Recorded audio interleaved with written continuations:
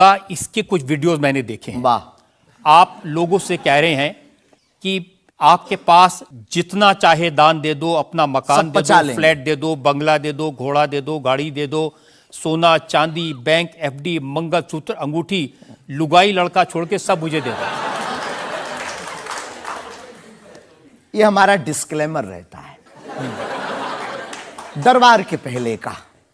लोगों को जो भावनाएं रहती हैं कि गुरु परंपरा के लोग और साधु लोग दरबार इसलिए लगाते हैं, भगवान को इसलिए रखते हैं कि ये कमाई का जरिया बनाते हैं। और हमने अपने दरबार में बैनर लगा करके, वो माइक पर ठोक करके बोलते हैं कि यहाँ किसी भी प्रकार का शुल्क, फीस, दक्षिणा नहीं लगता। पर अगर तुम शिष्य मानते हो अपने आप को और हम गुरु हैं, तो गुरु परंपरा के नाते अगर कुछ भी तुम दे दो, अगर आप भी इंडिया टीवी का ये हाउस हमारे नाम करें, हमें कोई दिक्कत, हमें कोई दिक्कत। और लेते भी हैं, लेना बुरा नहीं है, उपयोगिता बुरी है। लेकर के उसका सदुपयोग करते या दुरुपयोग करते। हम लेते हैं, कोई अगर देता है तो स्वीकार करते गुरु के नाते। हम उस परंपरा से हैं जहां अंगूठा तक दान गुरु को दे दिया जाता है, हम भी लेते हैं। कितना कमा लेते हैं? हमारी तो कोई फिक्स कमाई नहीं है, क्योंकि हमारी कोई कंपनी या बिजनेस नहीं है। कोई चढ़ा जाता है, हमारे पास करोड़ों सनातनियों का प्यार, लाखों करोड़ों लोगों की दुआएं, हजारों संतों का आशीर्वाद, इतनी कोई हिसाब किताब तो रखता होगा ना कि कितना पैसा आया। जितने सनातनी उतनी कमाई, हिसाब आप लगाओ।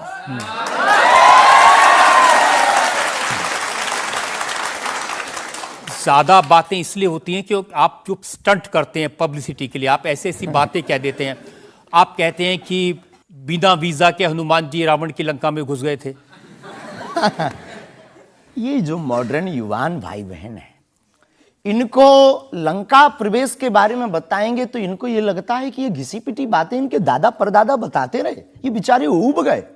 इनको कुछ ऐसा चाहिए कि उस अध्यात्म से कनेक्ट हो पाए। और जैसे रावण ने मुझसे फोन पे बात की। हाँ बिल्कुल, हम वही बोलने ही वाले थे। लगता है आज हमारी शक्ति आपके पास पहुंच गई। तो हमें आपको समझाना है, रावण से फोन का बात का मतलब सबके अंदर रावण बैठा है। कोई ऐसा दुनिया में नहीं जो गलत कृत्य देख रहा, गलत कर रहा और सच जानते हुए चुप है, वो रावण की दृष्टि का आदमी। तो हनुमान जी लंका गए, इसको इन युवानों को कैसे जोड़े? इन्हें तो वीजा, पासपोर्ट, फॉरेनर ये शब्द पता है। तो इनसे कनेक्ट करने के लिए हमारा अध्यात्म इतना विशाल और इतना अथाह है कि उसमें कुछ भी आप डाल दो वो आप सोच रहे हैं कि आपको अध्यात्म पता है, इनको नहीं पता।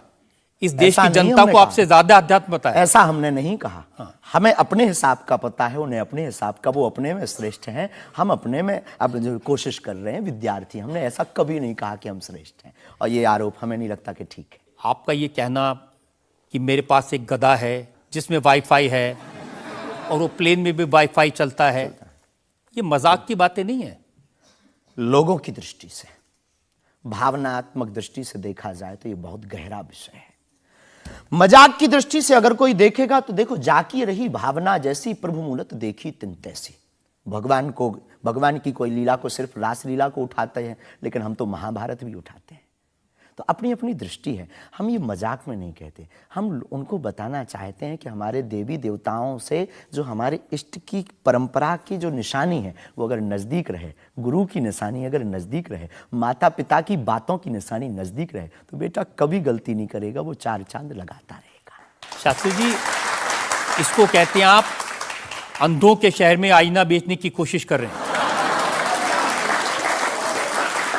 ऐसा हमारा भाव नहीं है, अपितु हमारा भाव ये है कि उस केवल वाईफाई को हम बताते नहीं, उसकी महिमा भी बताते हैं, और दरबार में आने वाले लोगों को उसकी महिमा का अनुभव भी कराते हैं। तो फिर वो जो बात मजाक की है ना, वो फिर अध्यात्म, आस्था, ईश्वर से जुड़ करके नास्तिक भी आस्तिक बन जाता है। देखिए, आपको भोले भाले लोगों को बताना चाहिए कि भाई ये मैं मजाक में कह रहा हूं, विनोद हम कहते हैं, और ये मैं असल में बहुत बार बोलते हैं विनोद हम कर रहे हैं, हम बहुत बार बोलते हैं। अब कोई हमारे विनोद को सीरियस ले ले तो वो उसका निजी अनुभव है। तो अब मैं लोगों को बता दूं कि एक बार बगैर टिकट पकड़े गए थे आप रेलवे में। हाँ, ये तो बताना चाहिए। बिल्कुल पकड़े गए थे, लेकिन ये भी बताइए कि हम टीटी से ही 1100 रुपया लेकर आए थे। उसी टीटी से लेकर आए थे, और जिस वाईफाई की आपने चर्चा की उसी वाईफाई की दम पर उसके बाप का नाम बताकर लेकर आए थे। इसी तरह की बातें कह के ऐसे दिखाते हैं जैसे चमत्कार कर दिया, जैसे मेरे ऊपर हनुमान जी की बहुत कृपा हो गई, मैं भविष्यवक्ता हूं, और फिर जो भोले भाले लोग हैं वो प्रभावित हो जाते हैं। हमने कभी एक नहीं दावा किया कि हम चमत्कारी हैं। आज भी आपकी अदालत में हम कहते हैं कि हम कोई चमत्कारी नहीं है, हम कोई ईश्वर नहीं है, हम कोई महात्मा नहीं है, हम एक आम इंसान हैं। लेकिन हमारी अपने इष्ट के प्रति आस्था, ऋषि परंपरा के प्रति आस्था है, जो महर्षि वाल्मीकि से पत्र दरबार की महिमा चली है, उस महिमा का हम अनुकरण करते हैं, और उस आस्था में उलझनों में का रास्ता मिल जाता है तो उसे आप चाहे चमत्कार मानिए अथवा फिर आप अपनी बुद्धि से जो जिसने जो जाना वो हमें माना। देखिए शास्त्री जी, बहुत सारे ऐसे लोग हैं, गरीब हैं, परेशान हैं, बीमारियों से थके हारे हैं, डॉक्टर से आशा छूट जाती है, हॉस्पिटल से आशा छूट जाती है, वो आपके पास आते हैं, वो सोचते हैं यहाँ इलाज मिलेगा। किसी का बच्चा बोल नहीं सकता, किसी का बच्चा चल नहीं सकता, वो लोग बड़ी आस्था विश्वास लेके, जो मैंने जानकारी हासिल की, वो आते हैं, सोचते हैं कि यहाँ से शायद उन्हें कोई रास्ता दिख जाएगा, और उन्हें मिल जाता है। जो आते हैं श्रद्धापूर्वक आते हैं। देखो, जिंदगी में अगर वो परेशान है और डॉक्टर से परेशान होकर के या कहीं से भी निराश होकर के आया और उसे कुछ मिले ना मिले, हम ये तो नहीं कहते, जिसकी जितनी निष्ठा उसको उतना हमारे बागेश्वर बालाजी के दरबार में मिलता है। और अगर नहीं मिलता, और अगर उसे जीवन जीने की अगर डांडस और सात्तावना मिलती है, तो क्या ये भी कम है? बिना पैसों में, बिना दक्षिणा दिए, बिना कुछ लगे अगर हनुमान जी से जुड़ रहा, अगर वो प्रभु से जुड़ रहा, अगर उसे जीवन जीने में 4 दिन की जिंदगी है, डॉक्टर ने कह दिया तो मर जाओगे, लेकिन बागेश्वर धाम के नाम से उसके चेहरे पे मुस्कुराहट है कि मेरा हारे का सहारा है, तो अगर ये मुस्कुराहट उसके चेहरे पर आती, इससे किसी को गुस्ताखी क्यों? देखिए, अगर बागेश्वर धाम आने से लोगों का इलाज हो जाता है तो फिर आपको कैंसर हॉस्पिटल बनाने की क्या जरूरत है? यही तो हम बताना चाहते हैं कि दुआ और दवा दोनों आवश्यक है। हमने ये नहीं कहा कि हम डॉक्टरों के खिलाफ हैं। अब मैंने पूछ लिया तो आपने दवा ऐड कर दिया उसमें। नहीं, हमने औषधालय बागेश्वर धाम पर खुलवाया है और मंदिर के समीप खुलवाया है। वहां पर ग्राम पंचायत का भवन है, वहां पर आयुर्वेदिक औषधालय है। दुआ और दवा मतलब नीचे दवा है और वहां ठीक नहीं हुए तो दुआ के लिए चढ़ जाओ मंदिर पर, दोनों काम करेगा, ठीक है। और ये कोई नई बात नहीं है, हमने ऐड नहीं की, डॉक्टर खुद ऐड करता है, ऑपरेशन करता है, जब ठीक नहीं होता तो वो भी कहता है तुम भी प्रार्थना करो। लेकिन ये सही है कि जिस इलाके में आप हैं उस इलाके में बहुत सारे ऐसे लोग हैं जो इसी तरह पर्ची निकालते हैं, जो इसी तरह दुआ की बात करते हैं। पूरे भारत में ऋषि परंपरा के अनेक लोग हैं, बहुत लोग तो नहीं कह सकते, पर अनेक लोग पूरे भारत में हैं। और केवल हमारे इलाके में नहीं, पूरे भारत में। हमारे इलाके में बागेश्वर बालाजी की महिमा और दादा गुरुजी के पास दरबार से, कृपा से बहुत से महापुरुष और भी। मैं बताता हूं, एक लवलेश नाम के गुरुजी हैं, 20 साल की उम्र है, और वो भी इसी तरह से पर्ची निकालते हैं। हम कभी ऐसे मिले नहीं, इस भाव से हमारा कभी मिलना नहीं हुआ, और इस विषय पर उनका निज मत हो हम कह नहीं सकते, ईश्वर जाने। नहीं, मत तो पता नहीं, उनके ऊपर रेप का इल्जाम है और वो जेल में है, कह नहीं सकते। तो उस एरिया में ऐसे और भी बहुत सारे लोग हैं। अभी हम अर्जी लगाने के हिसाब से घूमे नहीं हैं। आप कहो तो इस बार जाकर के घूमेंगे कितने लोग हैं। अभी तो हमें एक पता है, छतरपुर जिले में एक गढ़ा गांव है, वहां बागेश्वर धाम है, वहां सदगुरु सन्यासी बाबा से परंपरा चली दरबार की, आप भी आइए। ये बात सही है कि देश में बहुत सारे ऐसे लोग हैं जो कहते हैं हमारे पास सिद्धि है। एक जयपुर में है, उन्होंने बताया कि मैंने कर्ण पिशाच को साधा हुआ है, और वो भी किसी की भी डेट ऑफ बर्थ बता देते हैं, किसी के परिवार वालों का नाम बता देते हैं। हमारे पास ऐसी कोई सिद्धि नहीं है, ना हमने ऐसी कोई साधना कर रखी है। हमारे पास सिर्फ अपने इष्ट पर, हनुमान जी पर भरोसा है, जो अष्ट सिद्ध नवनिधि के दाता हैं। ना हम कोई डेट बताते हैं, ना हम कोई नाम बताते हैं, और अगर उनकी कृपा से पता चल जाए तो कोई बुरी बात नहीं।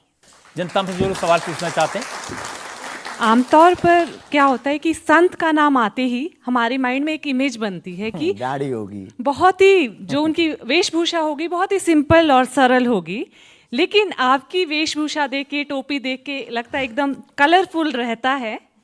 आपके दुनिया ही रंगीन है तो साधु को भी रंगीन होना चाहिए। बहुत बढ़िया, बहुत बढ़िया। जब 7 रंगों की भरी दुनिया है माय डियर सिस्टर, 7 रंगों से भरी दुनिया है, तो मुझे क्या दिक्कत है? और हम कोई साधु नहीं, हम कोई महात्मा नहीं ना, हमने चोला ले रखा है। हम एक वर्ण व्यवस्था की बात नहीं करेंगे, हम एक गुरु के शिष्य हैं और आम इंसान हैं। और अगर कोई सरनेम पूछे तो हम शुक्ल वंशीय सरयू पारी ब्राह्मण हैं। तो जो 7 ब्राह्मणों की वेशभूषा है वो हमने धारण की, गुरु के नाते हमने ये पादुका अपनी एक परंपरा को निर्वाहन करने के लिए धारण की। और टोपी कोई आया तो दे गया, अगर आप कुछ दो बहन हमें तो वो भी स्वीकार है।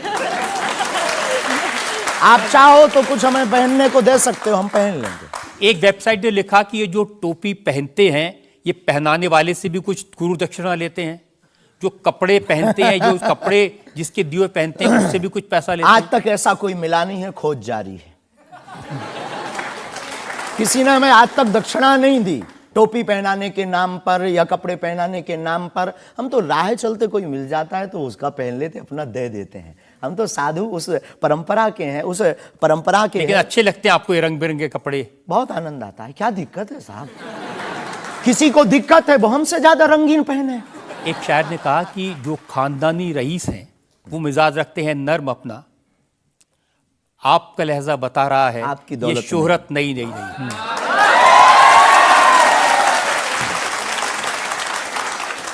लोगों को लगता है, हमें लगता है कि हमारे जीवन में न हमें धन प्रिय है, न मान प्रिय है, न सम्मान प्रिय है, हमें हनुमान प्रिय है। और हमने जब से जन्म लिया तब से हम धनवान हैं, क्योंकि हमारे हनुमान हैं।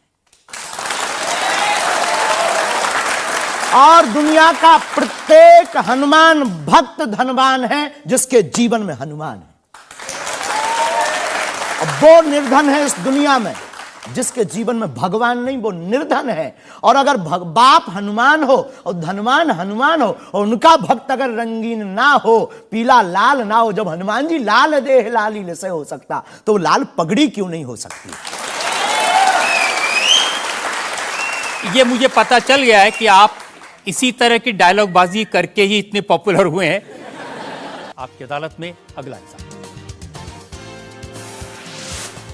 आपकी अदालत में बागेश्वर धाम के प्रमुख धीरेन्द्र कृष्ण शास्त्री पर इल्जाम है कि ये असभ्य भाषा का प्रयोग करते हैं। शास्त्री जी, कुछ लोग आपको पीठाधीश्वर मानते हैं, कुछ लोग गुरु मानते हैं, लोग महाराज कहते हैं, बड़ा आदर करते हैं, कोई संत कहता है, लेकिन आप जिस भाषा का प्रयोग करते हैं वो इस गरिमा के अनुकूल नहीं लगती कई बार। जैसे आपने एक पत्रकार को कहा कि तुझे नंगा कर दूंगा। ये साधु की भाषा तो नहीं हो सकती, ये संत की भाषा तो नहीं हो सकती। ब्राह्मण समाज पर कमेंट करने वाले एक व्यक्ति को आपने कहा मूर्ख, ठठेरी के बरे, नकट्टा। तो ये ठठेरी क्या ये होता कोई हम जातिवादी नहीं है, पहली बात तो हम ये क्लियर करें। नहीं, ये ठठेरी क्या होता है? ये हमारे बुंदेलखंड का एक भावनात्मक शब्द है, ठठरी। जब माताएं बड़ी आवेश में होती है और बालक कोई गलती कर देता है तो माताएं अपनी बालक को कहती हैं, अरे ठठरी के बरे सुधर जा, न कटा। तो हम बहुत गांव के भोले भाले अनपढ़ गवार आदमी हैं, अंगूठा छाप है, ठीक से पढ़ाई की नहीं, तो गवार आदमी है। तो जो माँ की हमारी जो परंपरा है, जो पारिवारिक बोलचाल है, उस पारिवारिक बोलचाल में अगर कोई साधु के ऊपर टिप्पणी उठाएगा, रामचरितमानस पर टिप्पणी उठाएगा या भगवान पर टिप्पणी उठाएगा, तो स्वभावश सनातनी हिंदू होने के नाते वो लहजा निकल जाता है। और सठे साठ्यम समाचरित, ये भी कौन सी गलत बात है? अगर कोई भगवान को गाली बके और हम उसको श्रीमान जी कहें, रहे स्वामी जी कहें, भगवान कहें, तो हमें तो नहीं लगता कि वो बिनय ना मानत जलद जड़ गए 3 दिन बीत, और बोले राम सकोप तब भय बिन हो ये न प्रीत। देखिए, आप अपने आप को बड़े पढ़ा लिखा गवार कह करके तो नहीं छुप सकते उसके पीछे। आपने उनसे कहा कि तू मुझे मिल जा, मैं तुझे मसल दूंगा। बहुत अच्छा, हाँ, ये हमने कहा ये तो अच्छी भाषा तो नहीं। क्योंकि उन्होंने कथावाचकों को पाखंडी कहा था, जिस विषय पर आपने ये टिप्पणी किया है। उन्होंने कथावाचक, हमने कहा कथावाचक हो सकते पाखंडी, पर पर्टिकुलर नाम लीजिए, सब नहीं हो सकते। इस भारत में जगतगुरु स्वामी रामभद्राचार्य भी है, मुरारी बापू भी कथाव्यास है, पूज्यपाद श्री मलुक पीठाधीश्वर भी कथाव्यास है, उनमें एक दास भी है। ये महापुरुषों पे आज तक कोई इल्जाम नहीं है, और इन महापुरुषों पर इल्जाम नहीं है तो सब कथा। भाई एक पत्रकार गलत हो सकता, सब नहीं हो सकता। हम अगर सबको कहें कि सब पत्रकार ऐसे होते हैं तो ये हमारी धूर्तता होगी। तो उसने सब कथावाचकों को ऐसा कहा था, तब हमने उसको कहा था कि भाई अगर तुम ऐसा कहो तो महापुरुषों के बारे में तो किसी को नहीं कहना चाहिए, तो बात ठीक है। तय है, रामचरितमानस के बारे में नहीं कहना चाहिए तो तय है। तो उसके लिए अगर ऐसा मसला कह दिया समझाने के लिए, वो है तो हमारा चेला। लेकिन आपने संत तुकाराम के बारे में क्या कहा? संत तुकार को हाँ। आपने कहा संत तुकाराम की लुगाई रोज उन्हें मारती थी, रोज पीटती थी डंडे से। तो किसी ने उनसे पूछा, तुम रोज लुगाई से पिटते हो, शर्म नहीं आती? इसमें बोलचाल की भाषा में थोड़ा सा वो हुआ। हमने एक कथा पढ़ी थी एक पुस्तक में, उसमें लिखा था कि उनकी पत्नी झगड़ालू, बड़ी ईर्षालु थी, बड़ी विचित्र थी, और वो संत तुकाराम जी को एक बार गन्ने के लिए